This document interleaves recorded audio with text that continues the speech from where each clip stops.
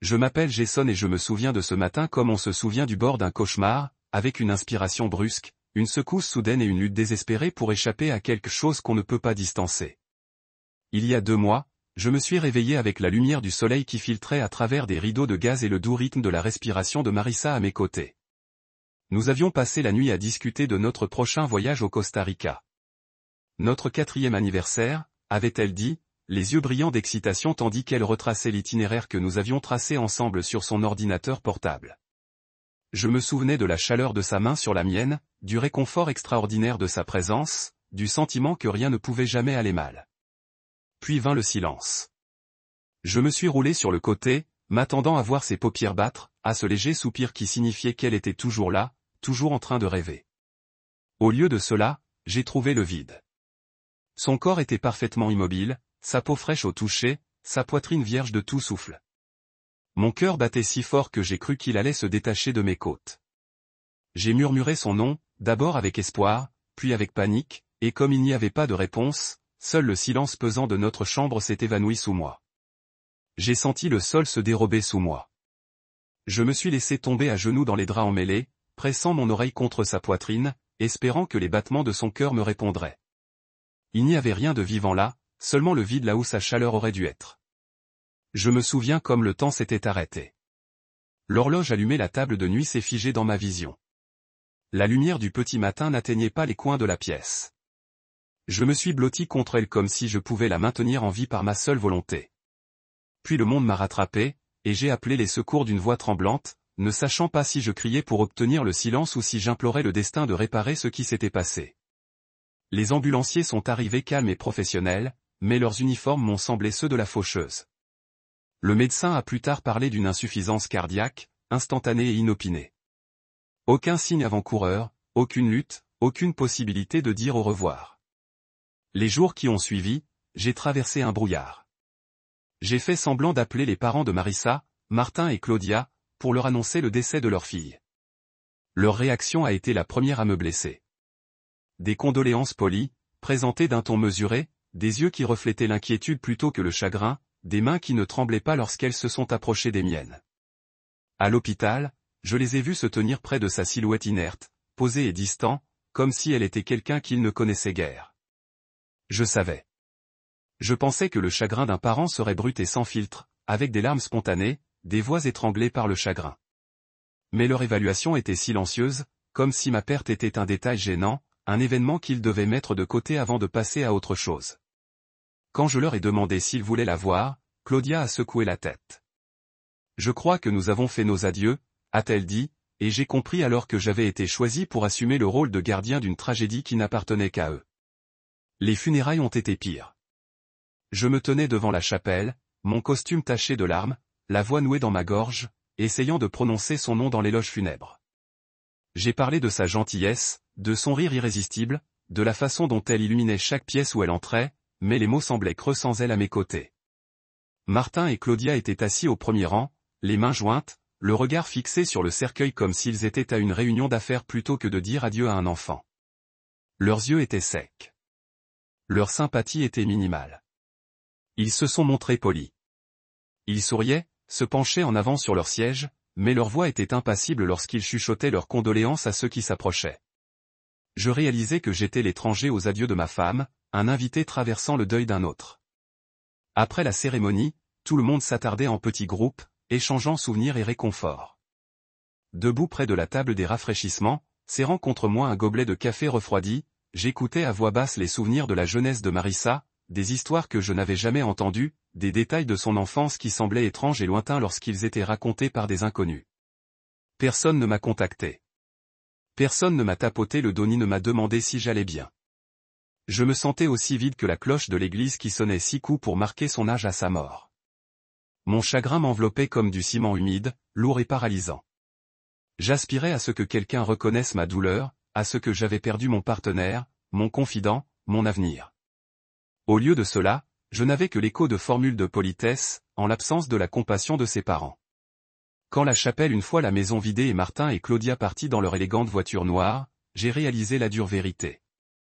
Mon monde s'était effondré et j'étais complètement seul au milieu des ruines. L'écho des portes de la chapelle se refermant derrière eux résonne encore dans mes oreilles, me rappelant que le chagrin peut vous isoler de ceux que vous aimez le plus. Je suis donc retourné dans une maison vide, aux fantômes de son rire dans les couloirs, aux plans intacts pour le Costa Rica sur le plan de travail de la cuisine. Ma vie avait été réécrite en une seule nuit, et il ne me restait plus qu'à remplir les pages blanches de mon chagrin, un souffle solitaire à la fois. Le chagrin est un invité indésirable qui s'attarde. Et dans les semaines qui ont suivi les funérailles de Marissa, je l'ai trouvé logé dans tous les recoins de ma vie. La maison que nous partagions me semblait étrangère sans son rire résonnant sur les murs. Ses photos préférées me regardaient depuis chaque étagère. J'ai traversé notre maison en quelques jours. Chaque matin, je me réveillais avec l'instinct de la chercher à mes côtés, pour me rappeler que sa chaleur ne serait plus jamais là. J'ai passé de longues heures à notre chambre, fixant le côté vide du lit, écoutant le silence. Si profond que j'avais l'impression qu'il se refermait sur moi. Je m'attendais à ce que mes beaux-parents comblent ce vide pour m'apporter du réconfort ou au moins prendre de mes nouvelles. Au lieu de cela, leur absence était l'expression la plus forte de leur désapprobation. J'ai appelé Claudia une fois, laissant un message vocal si étranglé par les larmes que je pouvais à peine prononcer son nom. Elle ne m'a jamais rappelé. J'ai envoyé un simple message à Martin. J'ai du mal. On peut parler ? Mais le silence à l'autre bout du fil était assourdissant. Leur absence de contact m'a blessé plus profondément que le moment où j'ai découvert la silhouette immobile de Marissa dans la lumière de l'aube. J'avais l'impression qu'ils m'avaient exilé de leur famille, ne m'accordant que le statut d'invité indésirable. Un seul visage s'est adressé à moi, celui de Liam, le frère cadet de Marissa. Il est apparu à l'improviste un après-midi, adossé maladroitement à l'encadrement de la porte, un bouquet de fleurs sauvages à la main. Des brins de lavande fanée et des marguerites semblaient avoir été cueillis sur le haut bord d'une route de campagne. Ses yeux brillaient d'un mélange de tristesse et de culpabilité. Il évitait mon regard comme s'il s'attendait à ce que je le repousse. Je l'ai quand même invité à entrer, et nous nous sommes assis à la table de la cuisine, tandis que la lumière filtrait à travers les stores, dessinant des lignes sur la table. Il m'a parlé de ses projets de mariage avec Tessa. « T'aimes la lavande vintage ?» a-t-il dit. Et j'ai compris que ces tiges de lavande devaient être un indice de ce qu'elle voulait. Il a parlé de lieux, de listes d'invités et de l'insistance de Tessa sur les présentations PowerPoint pour chaque décision. Il a ri nerveusement en mentionnant qu'elle avait choisi des chaussures plates dorées antiques assorties aux robes de ses demoiselles d'honneur. Je sirotais un café tandis que sa voix s'éteignait, les mots raclant la plaie brûlante dans ma poitrine. J'avais aussi mal pour lui. Il perdait sa sœur, et maintenant il allait perdre son beau-frère. Pourtant, parler de gâteau de mariage et de faire-part était comme du sel sur la plaie. Comment les étapes ordinaires de la vie pouvaient-elles perdurer alors que la mienne avait été irrémédiablement brisée ? Liam semblait sentir mon agitation. Il posa sa tasse et posa une main hésitante sur la mienne. « Je suis désolé, Jason, dit-il à voix basse. J'aimerais que les choses soient différentes. » La compassion dans son regard semblait sincère, et je compris qu'il était tiraillé entre les attentes de sa famille et ses propres remords. Après son départ, je restai sur le pas de la porte et le regardai descendre la rue, serrant ses fleurs sauvages contre moi. Pour la première fois depuis la mort de Marissa, je m'autorisai une larme, non pas de désespoir, mais de soulagement qu'au moins une personne se soucie encore de moi. Sa visite éclaira la vérité que j'avais jusque-là évitée. Si le chagrin m'isolait de beaucoup, il ne coupait pas tous les liens, il subsistait des fils de compassion que je pouvais suivre dans l'obscurité. Mais la compassion seule ne pouvait pas payer les factures laissées au nom de Marissa. Notre petite boutique d'artisanat en ligne, en Mad Arts, était l'entreprise que nous avions bâtie ensemble de toutes pièces. Nous avons commencé par vendre des cartes de vœux peintes à la main et des écharpes tricotées sur les marchés du week-end, réinvestissant chaque dollar jusqu'à ce que notre clientèle augmente suffisamment pour justifier l'ouverture d'un modeste entrepôt au fond de notre garage. Marissa s'occupait de la production et du design. Je m'occupais de l'expédition et des finances. Nous étions partenaires dans tous les sens du terme. Partenaires en amour, partenaires en affaires, et maintenant j'étais l'unique propriétaire. Un matin, je me suis forcé à aller à l'entrepôt. Une odeur de copeaux de pin et de peinture acrylique m'a accueilli comme un souvenir d'un temps plus heureux.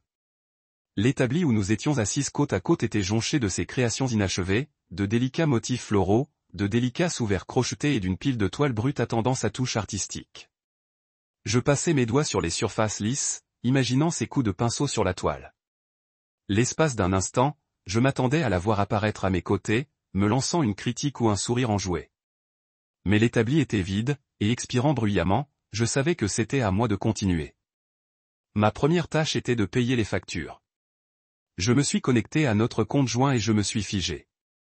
2 testaments signifiaient un document détaillant le partage des biens. Mais en attendant, j'avais accès au fonds de l'entreprise. Ma poitrine se serra en réalisant que chaque achat, fourniture, paie, charge, tout passait désormais entre mes mains.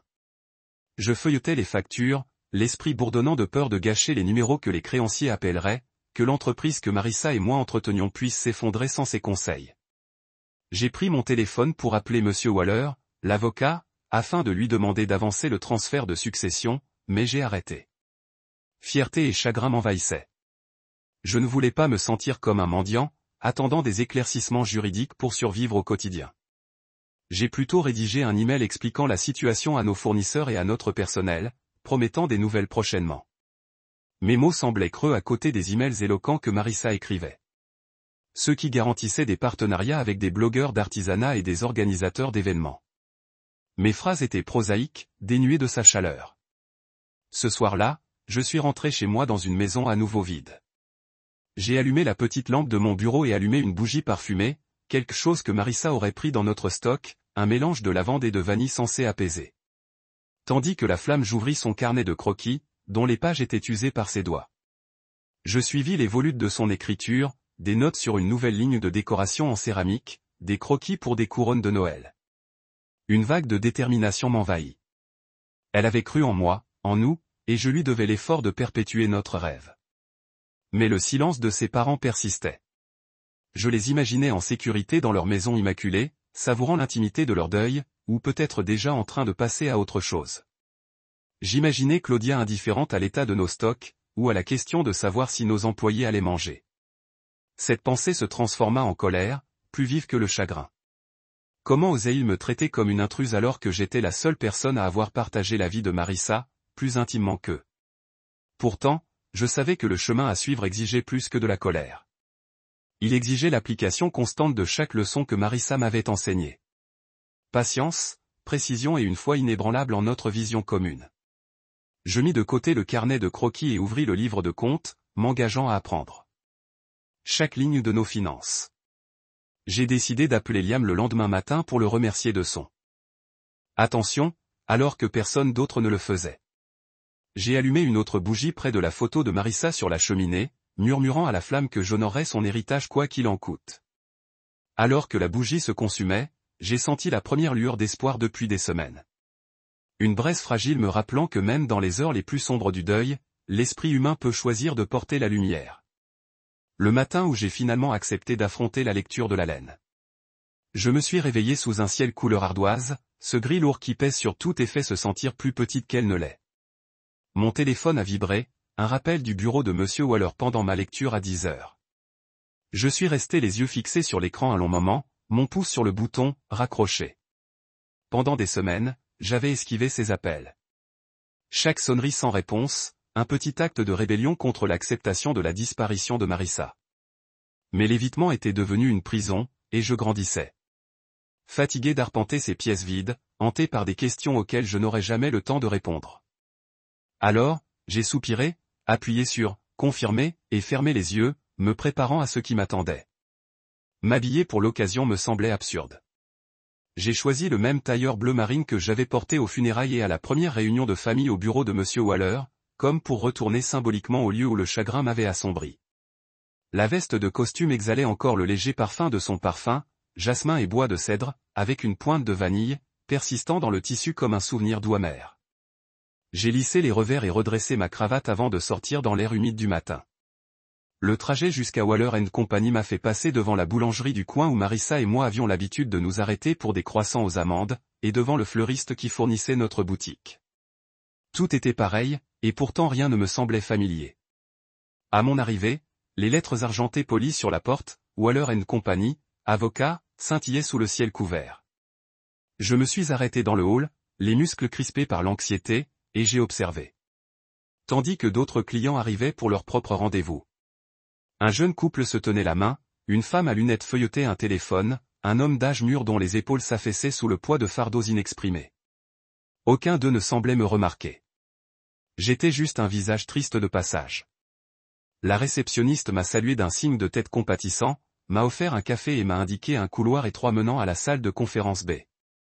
Sa gentillesse discrète m'a serré la gorge, mais j'ai réussi à esquisser un sourire reconnaissant. À l'intérieur de la salle de conférence, une longue table en acajou s'étendait d'un bout à l'autre, flanquée de fauteuils en cuir à haut dossier. À sa tête était assis Monsieur Waller, un homme d'une 50aine d'années, posé, dont le calme aurait pu être cultivé dans un monastère. Il s'est levé à mon entrée et m'a tendu la main. « Bonjour, Jason », a-t-il dit d'une voix douce mais précise.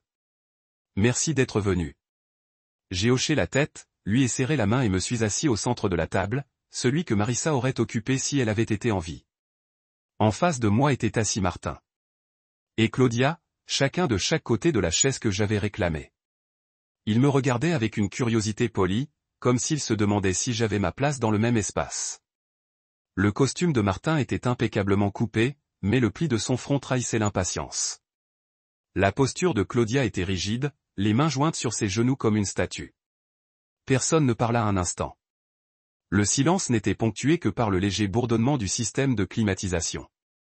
Mon pouls pulsait dans mes oreilles et je me suis déplacé, essayant de me faire plus petite. Puis Liam est arrivé, se laissant entrer comme s'il avait été invité à entrer à tout moment. Son visage exprimait la surprise en nous voyant tous assis autour de la table, moi en particulier. Il a hoché la tête avec raideur, s'est assis à côté de moi, puis a présenté Tessa, qui s'est glissée avec un sourire poli et une pile d'échantillons de tissu dans les bras. « Désolé pour le retard », a-t-elle murmuré à personne en particulier. C'était fou. Elle a rangé les échantillons. Dentelle lavande, nacré un ruban, des serviettes dorées métallisées bien rangées sur la table, transformaient la scène en une séance de planification de mariage improvisée. Leur proximité était comme du sel piquant une plaie ouverte. Monsieur Waller s'éclaircit la gorge et déposa une fine enveloppe sur la table. Ses doigts s'attardèrent sur le sceau, comme s'il reconnaissait la gravité de ce qu'il détenait. Marissa avait préparé ce document peu avant son décès. Il commença. Je crois que cela clarifiera ses dernières volontés. Il marqua une pause, puis ouvrit l'enveloppe et déplia le testament. Je vais lire les sections concernées maintenant, le cœur battant la chamade. Je l'écoutais prononcer ces mots qui semblaient résonner au ralenti. Moi, Marissa Louise Thompson, saine d'esprit et de corps, lègue par la présente tous mes biens personnels, immobiliers, intérêts commerciaux et financiers à mon mari, Jason Edward Miller, pour qu'il soit son âme et sa propriété absolue, sans condition. Le papier tremblait dans les mains de Monsieur Waller, et je pouvais à peine respirer sous le poids de sa générosité qui m'enveloppait comme une couverture. Martin se tortilla dans son siège, la mâchoire serrée. Les yeux de Claudia se posèrent sur son visage. Liam baissa la tête et Tessa réprima un hoquet. Je sentis la pièce basculer. Lorsque Monsieur Waller ferma le volant et le mit de côté, Martin parla avec un calme forcé. Alors tout lui revient. Rien de réservé aux urgences familiales. Son ton était poli, mais l'insulte résidait dans le fait qu'il sous-entendait que je n'étais pas digne de ce que Marissa avait construit. Je soutins son regard, y perçus une lueur de sentiment de droit acquis, et sentis la panique monter. Mais je m'observai et dis doucement. Tout était à nous. Nous avons fait ces choix ensemble. Ma voix résonna étrangement à mes oreilles, ferme mais trahissant ma douleur. Les lèvres de Claudia se pincèrent. Elle jeta un coup d'œil à son mari comme pour obtenir son approbation. Tessa croisa les bras, les échantillons se déplaçant dans un léger bruissement. Liam déglutit visiblement, et je sentis sa tension monter, tiraillée entre la famille qu'il aimait et le beau-frère qu'il respectait. Monsieur Waller s'éclaircit de nouveau la gorge. Le testament précise également que toute tentative de contester ces dispositions entraînera la divulgation de preuves supplémentaires. Il nous a remis une enveloppe scellée à chacun d'entre nous. Martin, Claudia, Liam, Tessa et moi. Je vous recommande de ne l'ouvrir que si vous le jugez nécessaire. Ce moment m'a donné l'impression d'être au bord d'une falaise. Les enveloppes étaient petites, leur sceau cramoisi laissant présager une urgence. La main de Martin tremblait en palpant l'enveloppe. Claudia semblait bouleversée. Les doigts de Liam planaient sur le sceau et Tessa fronça les sourcils. J'ai ressenti le besoin d'ouvrir le mien pour voir ce que Marissa avait préparé au cas où sa famille contesterait ses volontés. Mais je me suis arrêté, le cœur lourd de savoir que sa confiance en moi était absolue. Elle m'avait confié son héritage et les décisions qu'il avait prises dans les heures paisibles de notre vie commune. J'ai glissé l'enveloppe dans la poche de mon costume, sentant son poids comme une promesse. Puis j'ai regardé autour de la table et j'ai vu la douleur gravée sur chaque visage. La déception dans les yeux de Martin, le regret qui ombrageait les traits de Claudia, le conflit qui l'envahissait. Dans le regard de Liam, et le jugement qui vacillait dans l'expression de Tessa. Nous étions liés par le chagrin, par l'amour, et maintenant par la volonté de la femme que nous chérissions tous. Monsieur Waller plia ses documents et se leva, signalant la fin de la lecture. Je comprends que ce soit difficile, dit-il doucement. Prenez votre temps. Si vous avez des questions, je suis là. Il se glissa hors de la pièce, nous laissant dans le silence. Au bruit de la porte qui se refermait, je me rassis sur ma chaise, fermant les yeux. Les mots du testament résonnèrent dans mon esprit, mon âme est ma propriété absolue. Marissa m'avait choisi. Elle m'avait confié notre maison, notre entreprise, notre avenir. J'inspirais, sombrant dans un calme inattendu. Quoi qu'il en soit, je savais que je n'étais pas seul à perpétuer sa mémoire. Ses intentions étaient claires, son amour indéfectible. Et maintenant, en touchant l'enveloppe rouge dans ma poche, je résolus d'honorer sa confiance. Quelles que soient les exigences, j'entrai dans la salle de conférence avec l'impression de monter sur scène. La table en acajou poli s'étendait devant moi comme un défilé de tension. La porte se referma avec un claquement derrière moi, et j'aperçus la chaise vide à côté de la mienne. Celle que Marissa aurait réclamée si elle avait été en vie. Cet espace vide ressemblait à une plaie béante, son absence plus vive dans cet environnement professionnel stérile qu'elle ne l'avait été chez nous. Je gardais les épaules droites, respirant malgré l'anxiété qui me piquait la peau tandis que je regardais autour de la table les visages en qui j'avais autrefois confiance. Ses parents, Martin et Claudia, son frère Liam, et celle qu'il allait bientôt épouser, Tessa. Chacun d'eux arborait une expression oscillant entre un détachement poli et un mépris à peine voilé. Claudia était assise, le dos parfaitement droit, sa robe grise en soie reflétant les lumières du plafond. Elle me jeta un coup d'œil, les yeux pétillants d'une curiosité qui confinait au calcul. Martin se pencha en avant, le coude sur la table, sa montre scintillante à la main, comme s'il préférait être ailleurs. Peut-être sur un terrain de golf, à un dîner, n'importe où sauf ici. Liam et Tessa entrèrent ensemble.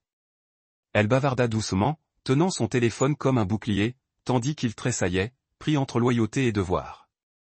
Je ravalai l'envie de me lever et d'insister pour qu'il me traite comme un membre de la famille, pas comme un intrus. Au lieu de cela, je me dirigeai vers le bout de la table, mes pas résonnant dans le silence de la pièce, et pris ma place habituelle. Monsieur Waller, assis à l'autre bout, me fit un signe de tête en guise d'acquiescement. Je remarquai comment la lumière reflétait ses cheveux grisonnants, comment les plis au coin de ses yeux adoucissaient son expression. Il s'éclaircit la gorge et la porte se referma derrière lui avec une irrévocabilité qui me fit mal à la poitrine. Ma gorge était serrée, mais je forçai quand même mes mots. Merci à tous d'être venus, dis-je. Et je le pensais même pour eux. Je le pensais parce que malgré leur froideur, j'avais besoin d'eux ici. J'avais besoin de soutenir ce qui restait de la famille que Marissa avait aimée, même s'il refusait de m'aimer. Claudia hocha la tête avec mesure. Martin pinça les lèvres, les bras croisés. Je jetai un coup d'œil à Liam. Il déposait discrètement les brins de lavande de son bouquet dans un petit vase d'eau. Un geste si insignifiant dans ce contexte que j'en ai presque ri. Tessa déposa les échantillons de mariage à côté de lui comme s'il s'agissait d'un dîner de répétition plutôt que d'une lecture de laine. Mon cœur se serra d'amertume. Comment pouvait-il organiser de joyeuses célébrations alors que le mien s'était effondré 2 mois auparavant? Monsieur Waller tenait devant lui une fine chemise en papier craft. Nous sommes ici pour répondre à toutes vos questions ou clarifier le testament de Marissa. Il commença d'une voix calme et posée. Avant de continuer, quelqu'un souhaite-t-il prendre la parole? Il leva les yeux et se tourna vers chacun. Martin remua sur sa chaise. J'aimerais des éclaircissements, dit-il d'un ton sec. Quand Jason a dit « âme et absolue », cela signifie-t-il qu'il ne reste plus rien pour les dépenses familiales? Son regard était perçant, comme s'il soupçonnait une clause cachée qui assurerait sa commodité.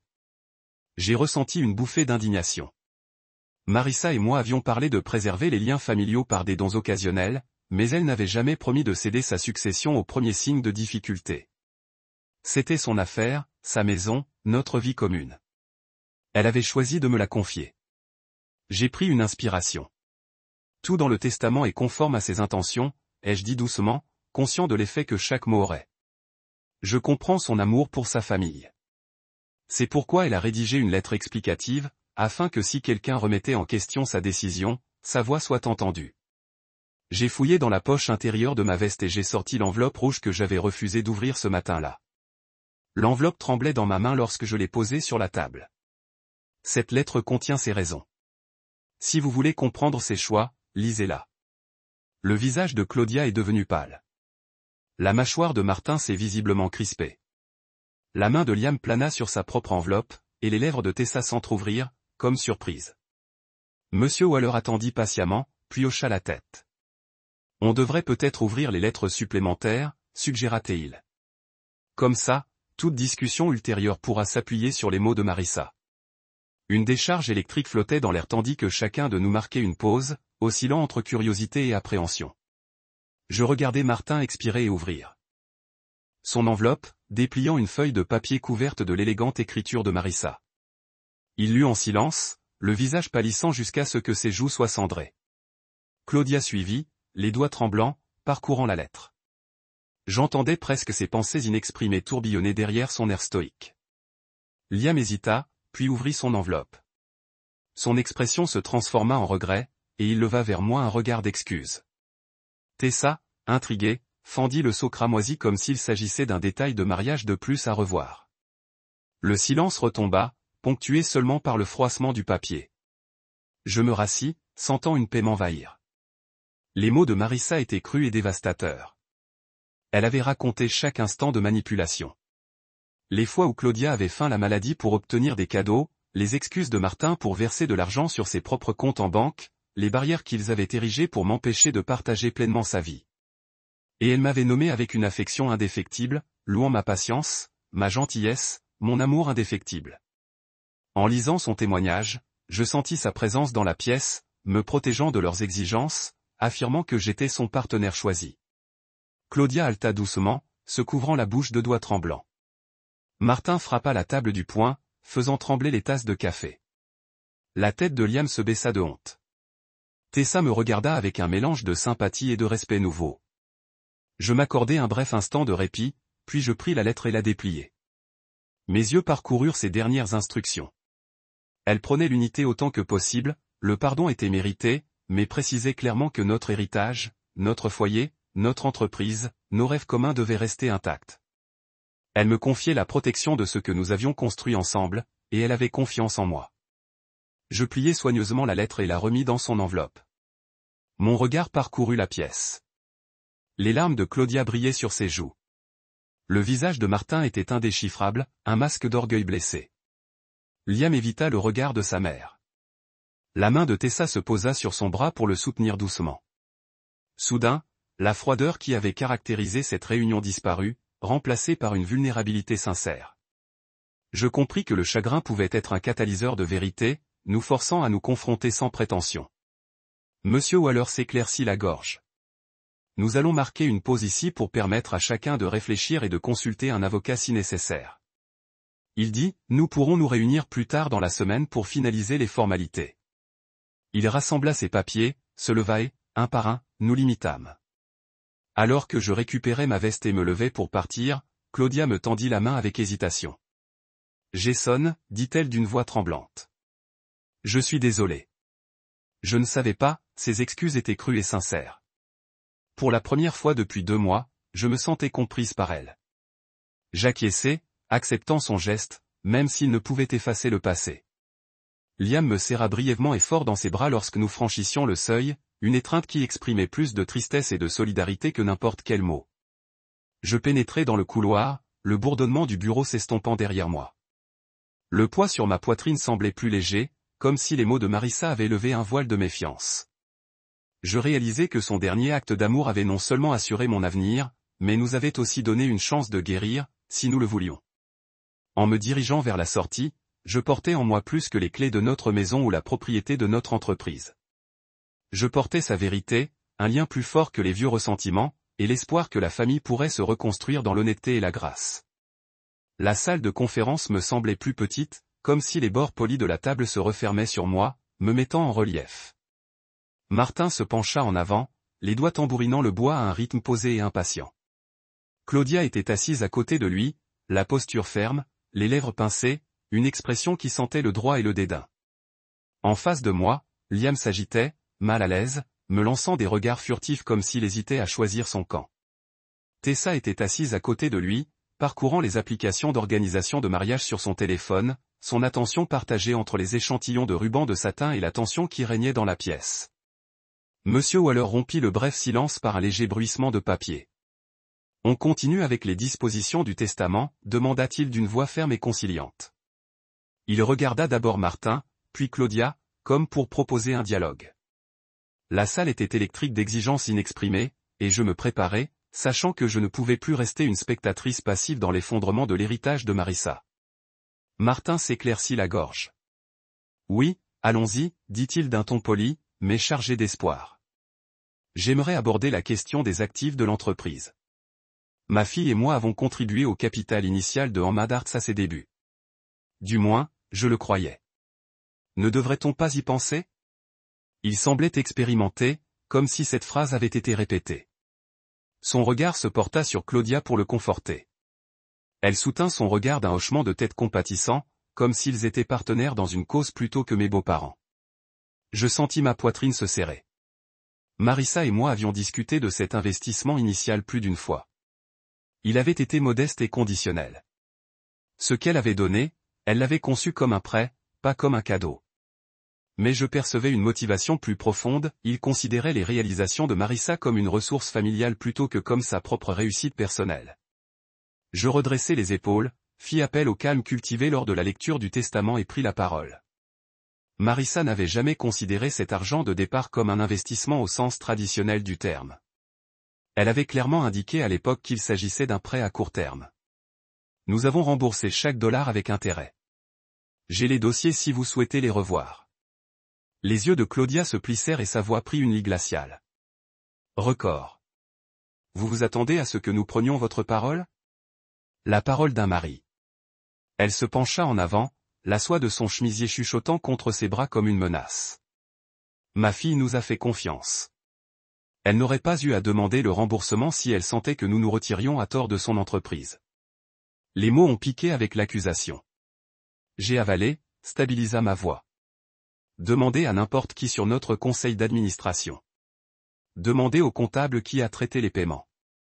Demandez aux employés qui ont vu les transferts. Demandez à Liam.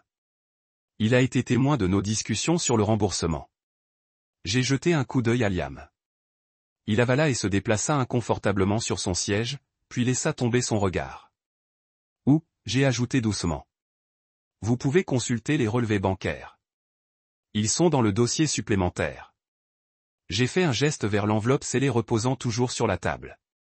Elle a tout inclus pour plus de clarté. Monsieur Waller intervient avant que la tension ne puisse en spirale. Pourquoi ne passons-nous à la propriété immobilière ? A-t-il suggéré, ouvrant un nouveau dossier. La volonté de Marissa stipule que la maison familiale située au 142 Evergreenland doit être conservée par Jason, qui assumera toutes les obligations hypothécaires et d'entretien. Y a-t-il des questions concernant cette disposition ? Claudia toussa délicatement, ajustant son écharpe. J'ai une question. Elle a incliné son menton vers le haut comme s'il livrait une adresse préparée. Compte tenu de la taille de la maison et des dépenses impliquées, ne serait-il pas raisonnable de réserver des fonds de la succession pour couvrir les impôts ou l'entretien ? Cette maison a été achetée uniquement par l'héritage de Marissa. Son implication était claire. J'étais un étranger qui ne devrait pas bénéficier de la générosité de ses parents. J'ai inspiré, forçant le calme dans mon ton. Marissa et moi avons acheté cette maison ensemble en utilisant nos économies et nos bénéfices combinés à Hamad Arts. Nous avons tous les deux signé l'hypothèque. Les fonds d'entretien sont comptabilisés dans les éléments de la ligne budgétaire qu'elle a dirigée. Je me penchai en avant, posant mes mains sur la table. Elle m'a confié la maison parce que nous l'avons construite ensemble. Il est de ma responsabilité de le maintenir comme elle le dirigeait. Les lèvres de Martin s'aplatissent et il a déplacé sa position de montre comme non convaincu. Il ouvrit son enveloppe et sortit la lettre, la scannant avec un front sillonné. Ses yeux se sont éloignés de la page, s'élargissant avec chaque ligne jusqu'à ce que son visage se mette. Claudia a emboîté le pas, lisant sa lettre dans un silence stupéfait avant de halter. Je les ai regardés, ressentant une vague de satisfaction momentanée, mais pas du triomphe, car ce n'était pas la victoire dans un sens significatif. Ce fut les conséquences de la trahison à nu. Je me suis retourné vers Monsieur Waller. Je devrais peut-être partager les extraits pertinents, dis-je, tirant ma propre lettre de ma poche. Je l'ai dépliée et mes yeux ont trouvé le passage où Marissa avait documenté les tentatives à tireur de ses parents de soutenir l'entreprise et sa décision ultérieure de rompre les liens financiers plutôt que de se soumettre à une manipulation supplémentaire. J'ai lu la voix à haute voix stabiliser les mots résonnant dans le silence. À ma chère famille, si vous lisez ceci, cela signifie que vos actions m'ont forcé à placer ma confiance uniquement à la seule personne qui n'a jamais douté de moi. Ne confondez pas la gentillesse avec la faiblesse. J'ai pardonné à chaque transgression, mais je n'autoriserai pas l'exploitation des rêves que nous avons construits ensemble. Je m'arrêtai, laissant ces mots s'attarder dans les airs, lourds de conviction.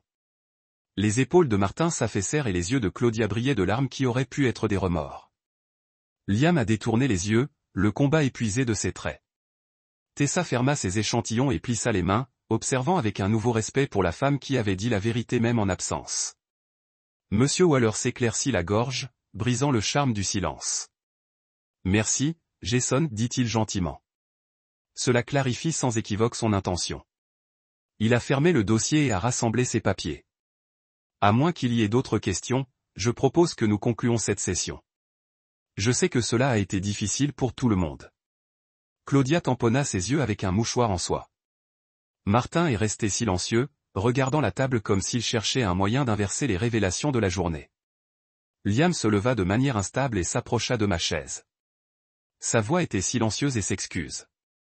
Je suis désolé de ne pas avoir vu tout cela auparavant pour ne pas vous avoir défendu plus tôt. Il a regardé sa mère et son père, puis me retournait. Je veux aider à bien régler les choses. Tessa tendit la main vers son bras et la serra comme si elle lui donnait du courage. Claudia exhala dans un souffle tremblant, et j'ai vu la poitrine de Martin se lever et tomber alors qu'il luttait avec sa fierté. La rigidité de leur position antérieure s'adoucit face à la vérité, une vérité que Marissa avait assuré subirait au-delà de sa perte. Je me suis tenu et j'ai tendu la main à Liam. Merci, dis-je, ce qui signifie. Puis, en regardant Claudia et Martin, j'ai offert un signe de reconnaissance. Honorons sa mémoire en avançant honnêtement, ai-je ajouté, la voix sincère. Alors que nous étions sortis de la salle de conférence, j'ai senti les murs d'isolement s'effondrer dans mon dos. Le prix de la clarté de Marissa avait été élevé, mais il nous avait libérés de mensonges, du ressentiment, de l'indifférence froide qui menaçait de nous consommer tous. Et bien que la route à venir nécessiterait de reconstruire la confiance, j'ai porté avec moi la connaissance que son dernier acte m'avait permis de protéger notre héritage et de demander le respect qu'il méritait. Au moment où Monsieur Waller a brisé le seau cramoisi lors de la deuxième enveloppe. L'air dans la pièce s'est déplacé, chargé d'anticipation et d'effroi. Je me suis assis en avant, mes paumes pressées contre la surface polie de la table en acajou, voulant que mon rythme cardiaque ralentît. J'avais ressenti le poids de cette enveloppe dans ma veste depuis la lecture de la laine. Son seau de cire rouge pressé dans ma poitrine comme un témoignage silencieux de la prévoyance de Marissa. Maintenant, alors que l'avocat décollait le volet et sortit le papier soigneusement plié, un silence s'est installé autour de nous. Martin et Claudia ont échangé des regards qui parlaient de l'anxiété du pentitup. Liam se pencha, Curiosity warring avec la culpabilité, et Tessa a mis de côté ses échantillons de mariage, le bruissement doux du tissu le seul son avant que Monsieur Waller ne s'éclaircit la gorge. Il a déplié la lettre avec des soins délibérés, comme s'il gérait un artefact trop précieux pour toucher. Sa voix était stable alors qu'il commençait à lire. Si vous entendez cela, mes parents ont pris des mesures qui ne me laissent pas le choix que de fournir des preuves irréfutables de leur violation de confiance. Vous trouverez la documentation qui décrit chaque instance de manipulation financière, de tromperie et d'accès non autorisé à nos actifs conjoints. Ses yeux m'ont tourné vers moi et j'ai offert un petit signe de tête, reconnaissant silencieusement que j'étais prêt à tout ce qui est venu. Puis son regard est retourné à la lettre et il a continué à énumérer les fichiers qui se trouvaient sur la table à côté de lui. Factures numérisées, relevés bancaires, copie des messages textes et un lecteur USB étiqueté les enregistrements de Marissa. J'ai regardé comme il mentionnait chaque article, sentant que le monde se contracte jusqu'à ce que cette pile de preuves et les visages stupéfaits autour de la table existent. Le premier dossier énuméré était un record d'un cadeau de $5000 que Claudia avait demandé, une urgence supposée qui s'est avérée être une virée commerciale de designer à Paris. Le suivant était une facture pour les réparations de toit que Martin a déclaré avoir organisé, ce qui, en y regardant de plus près, s'est avéré être le prix d'un mois d'adhésion à son country club exclusif. Monsieur Waller s'arrêta, laissant l'absurdité pendre entre nous avant de lire à haute voix une transcription de la messagerie vocale de Marissa à sa mère, où elle a demandé doucement mais fermement à Claudia de la rembourser parce qu'elle avait besoin de l'argent pour le louer et les services publics. Le pavé du visage de Claudia et elle jeta un coup d'œil à son mari comme s'il cherchait une bouée de sauvetage. Les mains de Martin se serrent dans les poings sous la table. Les yeux de Liam se remplissaient de honte. Il a enterré son visage entre ses mains pendant un moment avant de lever la tête pour me regarder avec des excuses. Les lèvres de Tessa se séparèrent, la réalisation se rendant sur elle que ses beaux-parents étaient des bienfaiteurs moins bienveillants et des manipulateurs plus opportunistes. Monsieur Waller a atteint le lecteur USB, le tenant pour que tout le monde puisse voir le petit rectangle d'argent. Cette campagne contient des enregistrements audio, dont un du dernier dîner de Noël, dans lequel M et Madame Thompson ont explicitement déprécié les contributions de Monsieur Miller à l'entreprise et ont exprimé leur regret que Marissa s'était mariée sous sa station. Il a branché le lecteur dans son ordinateur portable. Le calme était de la machine, soulignant la gravité de ce qui nous attendait. Un instant plus tard, un enregistrement coupé s'est répandu dans la pièce. La voix du patriarche, lisse et condescendante, déclarant « Les cœurs faits à la main étaient son petit projet. Rien de réel. Dieu merci, elle s'est mariée à quelqu'un qui pouvait gérer correctement les finances. » La clarté de cette trahison a été plus profonde que n'importe quelle lame. Ma gorge s'est limitée lorsque les mots se sont déroulés. J'ai fermé les yeux, imaginant le doux sourire de Marissa en l'enregistrant, déterminée à me protéger, même de sa propre famille. Lorsque le clip a pris fin, Monsieur Waller leva les yeux, rencontrant chacun de nos yeux tour à tour. Elle a tout documenté, dit-il tranquillement. Elle ne voulait pas d'ambiguïté. J'ai ouvert les yeux et inhalé un souffle stable. Pourquoi a-t-elle attendu si longtemps pour faire ça? J'ai demandé à la voix basse. Liam a répondu avant que Monsieur Waller ne puisse répondre. Elle avait peur que cela détruirait la seule famille qu'elle avait quittée. Elle espérait que nous changerions. J'espère qu'il verrait la raison.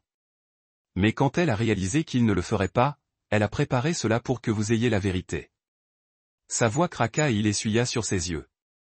Claudia était assise immobile, des larmes glissant sur ses joues alors qu'elle regardait les documents. Le visage de Martin était un portrait d'une incrédulité stupéfaite. J'ai ressenti une vague de chagrin pour eux. Le chagrin tempéré par la satisfaction que l'amour de Marissa pour moi avait triomphé de leur cupidité. Monsieur Waller s'éclaircit la gorge et fit un geste vers le buffet où les piles de papier étaient soigneusement disposées. Nous pouvons distribuer ces fichiers aux parties qui souhaitent les réviser. Cependant, je dois rappeler à chacun que toute tentative de poursuivre une action en justice sur la base de ces documents doit suivre la procédure appropriée. Pour l'instant, permettons à Monsieur Miller l'occasion de parler à ces révélations. Je me tenais lentement, l'enveloppe rouge lourde dans la poche de ma veste comme un acquis de sa confiance. La pièce était silencieuse, attendant ma réponse. J'ai stabilisé ma voix et j'ai dit, je ne veux pas de me venger. Je ne veux pas déchirer cette famille plus qu'elle n'a déjà été déchirée. Mais je ne peux pas permettre au passé de se répéter. Je protégerai notre entreprise, notre maison et notre vie ensemble, sa vie, plutôt que de la laisser être empilée par les gens qui ne devaient que la main. Les mensonges ont tourné, ou la clarté avec laquelle Marissa l'avait démêlé. Je n'ai pas compris. Je n'ai jamais su. Tessa, qui s'était silencieuse jusqu'à présent, parla finalement. Son ton ferme mais compatissant. Ce que votre femme a fait, elle vous a sauvé. Elle l'a fait pour vous. Je suis de votre côté. Ces paroles ont frappé une corde sensible. Preuve que la vérité pourrait forger des alliances inattendues. Monsieur Waller a fermé l'ordinateur portable et Rose, signalant une pause dans la procédure. Je vous suggère d'ajourner pour aujourd'hui, a-t-il déclaré. Prenez le temps de traiter. Nous pouvons reconquérir s'il y a d'autres préoccupations ou décisions à prendre. Alors que je rassemblais ma veste et glissais l'enveloppe dans ma poche, j'ai réalisé que ce chapitre de l'héritage de Marissa avait été son cadeau le plus profond, le courage de nommer la trahison, la force de préserver la vérité et l'amour pour protéger la personne en laquelle elle croyait la plupart, moi. J'ai quitté le bureau en se sentant à la fois épuisé et autonome, emportant avec moi la connaissance que même dans la mort, Marissa s'était tenue à mes côtés, me protégeant de l'exploitation et garantissant que notre vie partagée pouvait rester inébranlable. Les portes se sont fermées derrière moi, et l'air frais de l'après-midi ressemblait à un renouvellement, une promesse que l'avenir, bien que modifié par la perte, serait guidé par l'honnêteté, le respect et le pouvoir durable de son amour.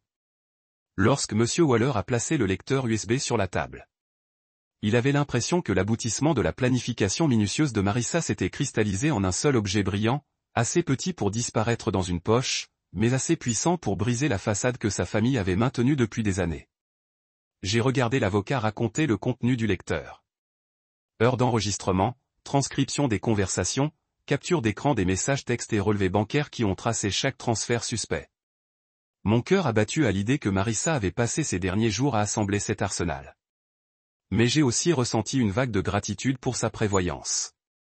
Elle avait su ce qui pourrait arriver, et plutôt que de me laisser vulnérable, elle m'avait blindé avec la vérité.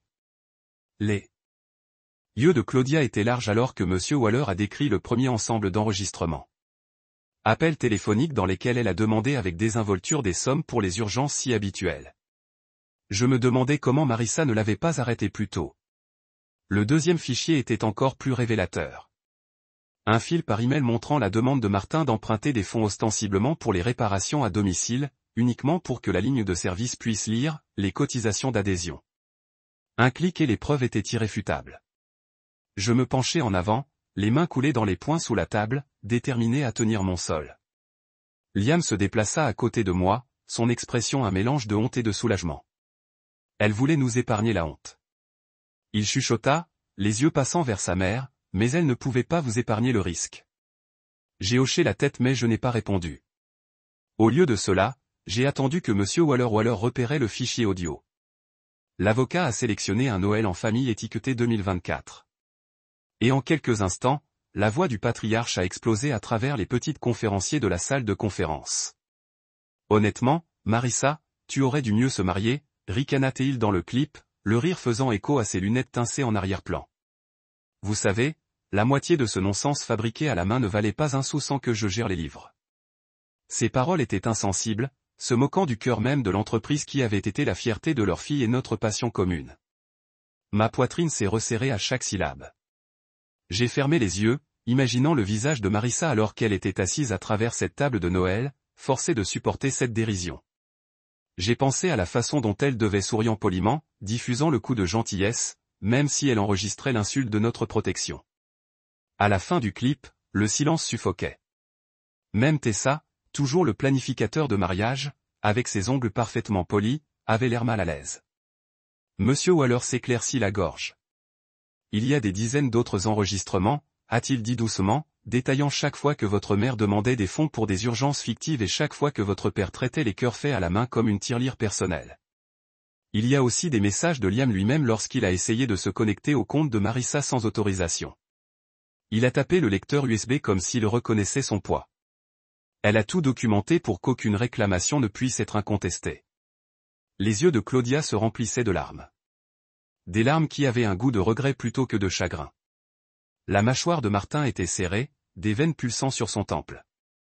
Liam a accroché la tête, la main sur son visage. J'ai ressenti une vague complexe de pitié et de justification. Dommage pour une famille qui avait creusé la femme que j'aimais et la justification en sachant que la vérité serait désormais inhabituelle. Monsieur Waller s'est tourné vers moi. Dois-je distribuer ces documents aux parties intéressées? Il a demandé. Ou préférez-vous gérer cela personnellement? Sa question était une courtoisie, une reconnaissance selon laquelle finalement la décision appartenait à l'héritier choisi par Marissa, moi. J'ai rencontré son regard, la poitrine lourde d'émotion. Veuillez les distribuer, dis-je, la voix calme, mais ferme.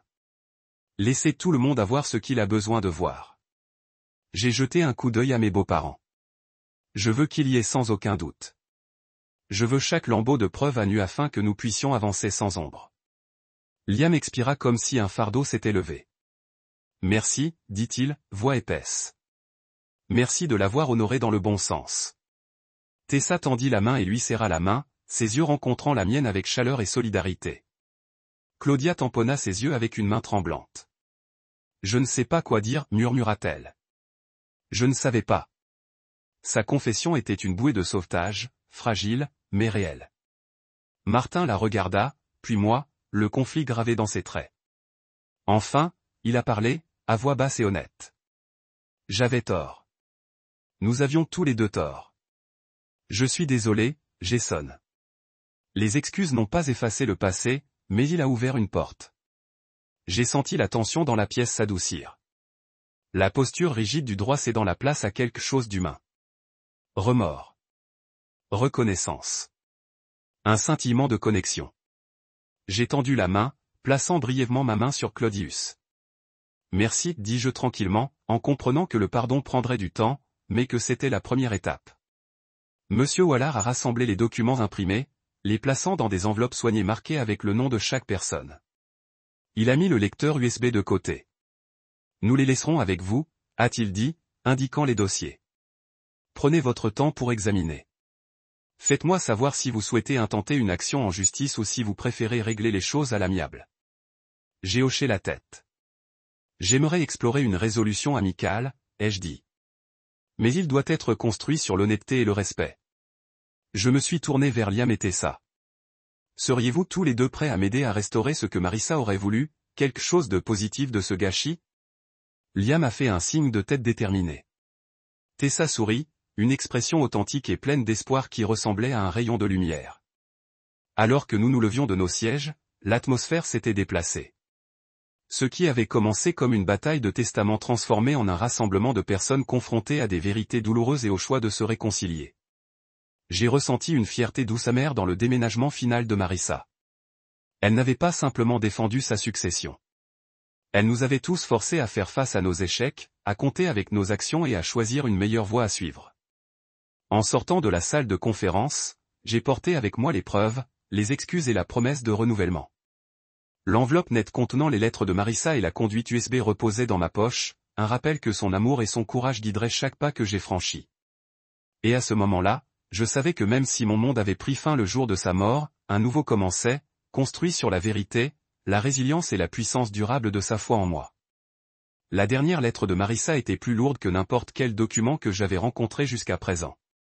Lorsque M. Waller l'a glissé sur la table en acajou brillant, le seau de cire estampé avec ses initiales brillantes sous les lumières de la salle de conférence comme un dernier emblème provoquant de son amour.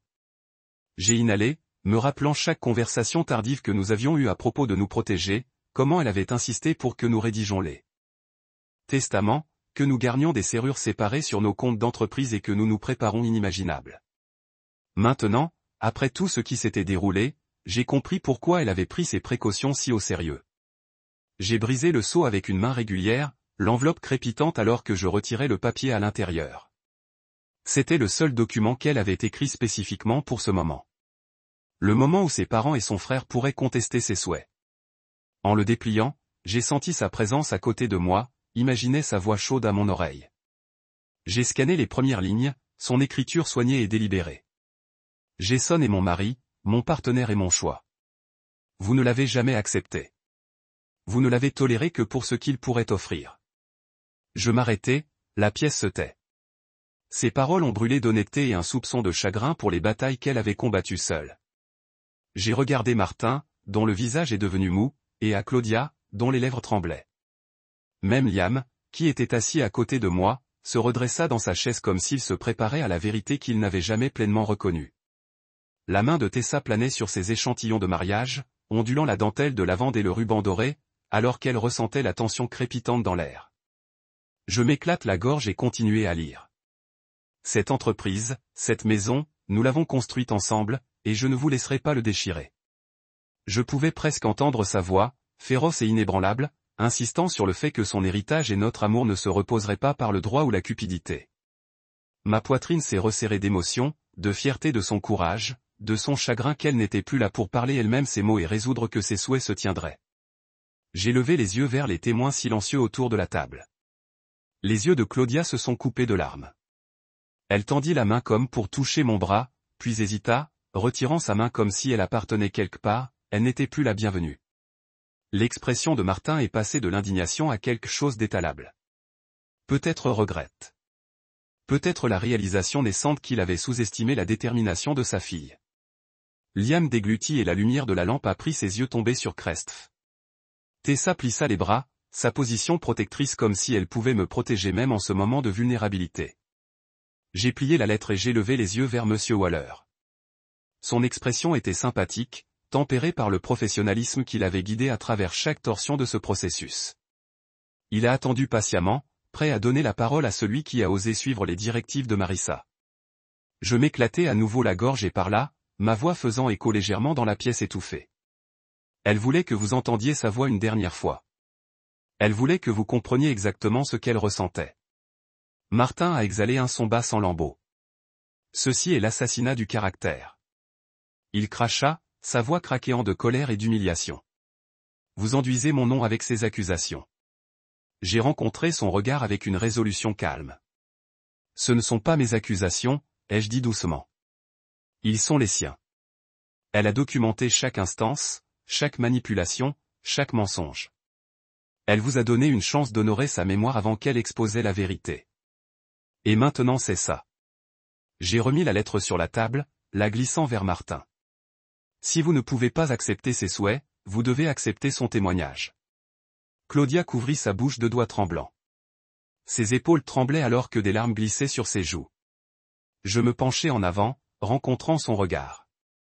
Maman, Claudia, comme tu veux l'appeler, elle t'aimait. Elle espérait que vous choisissiez différemment, mais elle savait que vous pourriez ne pas le faire. Ma voix apprit de l'empathie pour la mère qui avait perdu sa fille et faisait maintenant face au miroir de son propre comportement. Liam s'éclaircit la gorge et parla avant de pouvoir continuer. Personne ne vous a forcé à ouvrir cette lettre, a-t-il dit, les yeux sur ses parents. Elle l'a dit elle-même. Si vous poussiez plus loin, cela se produirait. Vous aviez le choix. Ces mots simples étaient chargés de déception, mais aussi de compassion pour les intentions de sa sœur. Tessa tendit la main et serra le bras de Liam. Elle m'a ensuite regardé et a offert un signe de solide. Dans ce petit geste, j'ai ressenti le premier signe réel de famille depuis des semaines. Pas une relation de sang, mais qui a choisi une alliance avec quelqu'un qui considérait la justice comme une forme d'amour. Monsieur Waller est intervenu, son ton doux, mais ferme. M et Madame Thompson, sous le testament, vous avez le droit de défier les legs de votre fille. Cependant, la lettre et ses preuves ci-jointes sont contraignantes. La poursuite d'une action en justice pourrait publier tous ces documents publiquement conformément aux instructions de Marissa. C'est sa dernière sauvegarde. J'ai regardé le travail de la mâchoire de Martin alors qu'il pesait la réalité de la clause finale de sa fille. Il jeta un coup d'œil à l'enveloppe scellée rouge sur la table, celle que nous connaissions déjà contenait les mêmes révélations sous forme non protégée. Il tendit la main et le ramassa, ses doigts tremblants en l'ouvrant. J'ai gardé mon regard respectueusement détourné, lui donnant un moment de dignité alors qu'il confrontait ce qu'il avait fait. Le papier bruissa, puis tomba de sa main alors qu'il expirait une brisée, je ne me rendais pas compte. Ses yeux passèrent à Claudia, qui inclina la tête dans des excuses silencieuses. Puis il s'est tourné vers moi. Jason, je suis désolé, raspa-t-il, voicero. Je suis vraiment désolé, Marissa. Claudia leva la tête, des larmes brillant sur ses joues. Je suis désolé, Jason, chuchota-t-elle, me regardant directement pour la première fois depuis que cela avait commencé. J'aurais dû vous faire confiance. J'aurais dû lui faire confiance. Je me tenais, la lettre toujours dans ma main. J'accepte vos excuses, dis-je, voix douce. On l'honorons là en laissant cette fin ici. Plus de demandes. Nous pouvons trouver un moyen d'aller de l'avant avec ce qu'elle a quitté, notre maison, notre entreprise, ses économies et construire quelque chose de positif à partir de cela. Liam hocha la tête et Tessa a offert un petit sourire encourageant. J'ai regardé autour de la table contre les visages qui avaient été si froids avant et j'ai vu des lueurs des gens qu'ils pouvaient devenir. C'est arrivé à cause de cela. Dans la poche de ma veste. Grippe. Ensuite, j'ai tendu ma main à Martin, qui a accepté avec un signe de tête. Liam et Tessa se sont levés pour nous rejoindre, formant un cercle autour de la table que Marissa avait déjà envisagé comme un lieu d'unité. Alors que nous étions déposés hors de la salle de conférence, j'ai porté plus que les documents de la succession. J'ai porté la voix de Marissa, claire, sans faille et aimante, sa dernière défense de notre vie ensemble. Et même si elle n'était plus là pour marcher à côté de moi, j'ai senti sa présence me guider en avant, me rappelant que l'amour, une fois parlé et documenté, peut résister à n'importe quel défi. Ils ont essayé une dernière fois. Qu'en est-il d'un compromis? demanda Martin, la voix mesurée. 20 000 pour le lieu. C'est tout. Le silence est tombé. J'ai regardé à travers la table au visage taché de larmes de Claudia, aux yeux abattus de Liam, et au regard sympathique de Tessa. Mon cœur se blesse dans leurs expressions. Rose, j'ai dit fermement à la voix qui tremble, elle a fait son choix. Assis par la vérité et ancré dans l'amour, j'ai glissé la lettre de Claudia dans la poche de ma veste alors que nous avons quitté la salle de conférence que le soleil de fin d'après-midi peignant le couloir en lumière dorée à ce moment-là, j'ai senti une résolution silencieuse. Les mots de moi avaient fait plus que de protéger son héritage qu'il nous avait donné une chance de guérir. De retour à la maison, j'ai déverrouillé la porte d'entrée et j'ai fait une pause dans l'entrée, laissant l'odeur familière de cèdre et de vanille sur moi. Ici, entouré de nos photographies et des restes de rêves partagés, j'ai finalement laissé le chagrin couler librement. Ce soir-là, je me suis assis à la table de la cuisine avec Liam et Tessa, planifiant le premier de nombreux dîners du dimanche que Marissa avait toujours envisagé. Nous avons choisi un menu simple, du poulet rôti avec des pommes de terre infusées de lavande. Et ri alors que nous nous souvenions des expériences de cuisine de Marissa. Pour la première fois depuis son décès, ses parents nous ont rejoints, leur politesse maladroite remplacée par une chaleur provisoire. Alors que les assiettes étaient passées et que les lunettes sont remplies, j'ai réalisé que Marissa m'avait laissé plus que la maison et les affaires. Elle m'avait laissé le plan pour aller de l'avant. L'honnêteté, la compassion et le courage de rester ferme. Dans la lumière des bougies vacillantes, entouré de gens qui m'avaient remis en question, mais qui a maintenant atteint la réconciliation, j'ai ressenti sa présence, son amour, mon armure et notre paix durable.